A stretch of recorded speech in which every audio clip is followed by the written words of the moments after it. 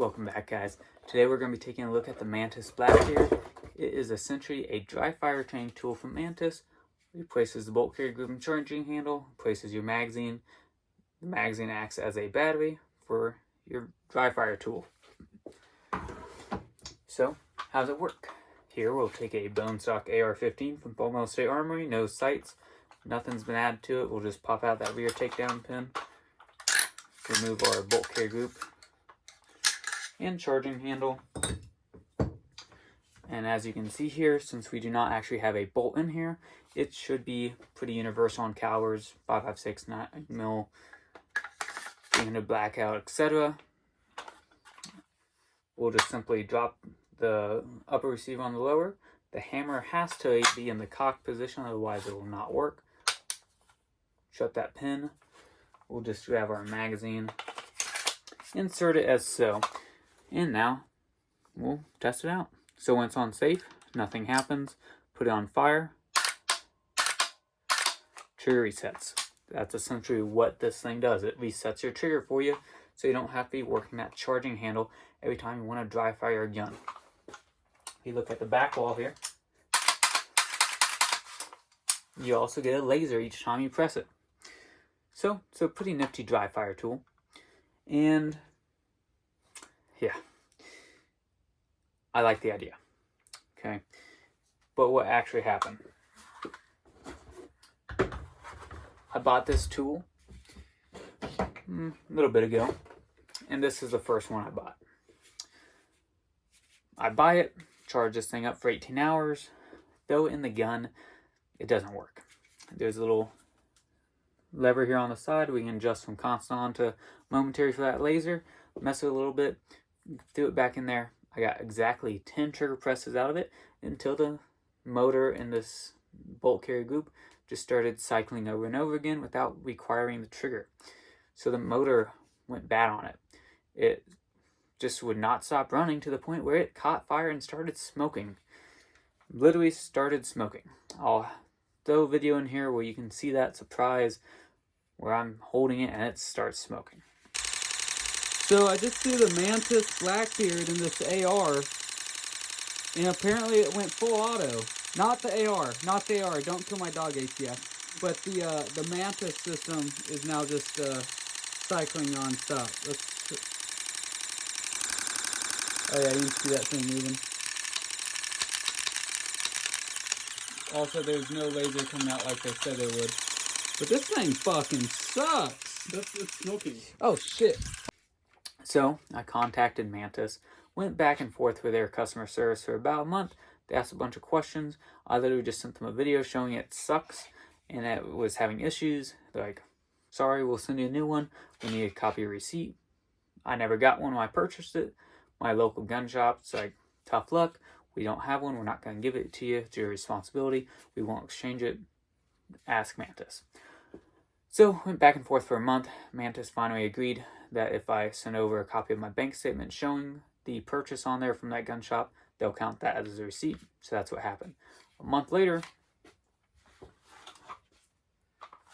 I got the new Mantis Blackbeard, and it's finally somewhat working. So, like I was explaining earlier, you can work the safety as normal, and then when we start pressing the trigger resets for us. So that's pretty neat. What purpose do I think this has? It's a dry fire tool. It doesn't replace live fire, but it's a good tool if we have new people who have never shot this gun. We can start them out with this so we can get a little more practice other than just cycling that charging handle each time. So that's pretty beneficial. The other thing is, if say you're military law enforcement, say National Guard or whatever, most time you probably only shoot your rifle once or twice a year.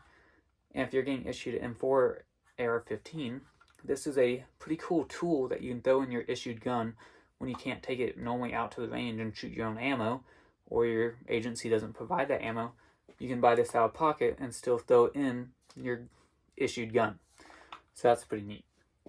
Or if you have someone struggling in that unit and you're a team leader, squad leader, whatever, you could buy this and throw it in M4, and that way you can get them to qual.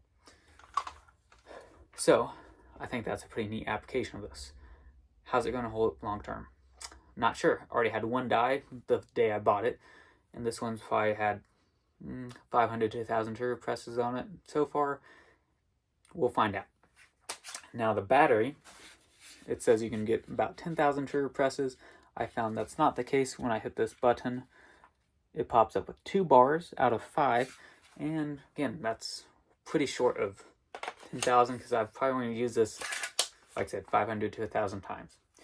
So the battery doesn't last as long, but still, that's a day of dry fire. So it's not horrible. One thing that I have found, it is not as fast as they say. They say it can go 8 to 10 trigger presses a minute. That's not the case. I can regularly outrun this doing simple build drills. But it is somewhat fast. But if you have a fast trigger finger, maybe have a better trigger in the gun, you can outrun it pretty easily if you're just decent with a AR. But I think where it shines is that new person. Someone who's never touched the gun, and before you actually take them out to the range their first time, you can get some decent reps with it, whether you're working on just bringing the gun up from low ready, from high ready, right? So we can work on that stuff where we can have the just basically manipulation of the safety trigger press without live ammunition. Overall thoughts. I think it's a really neat idea, but I think the quality is very cheap, and it's still $220. They even have one that's $300 where it replaces the battery with essentially a 30 round, the size of a 30 round AR mag instead of a 20 round mag. And apparently that has the Mantis system in there too, so it tracks your movement. I don't know how that one works, but the bolt carry group is supposed to be the same size or same part, so I don't think that actually affects the durability. It's just the battery. The other thing is you can adjust the actual bolt to where the laser is lined up with your iron sights or red dot. So if you're trying to match them up so you can work on height over bore or something like that, you can also mess with that too. So you can essentially zero this to your red dot. So, reading a bunch of other forums, I've heard a bunch of other people having issues with this. Until they can figure out how not to make this cheap, it's questionable. But they have pretty good warranty, so it's not something, obviously it's a dry fire tool, not a self-defense tool, because it just drops in your gun. You can throw it in any gun, basically any AR-15.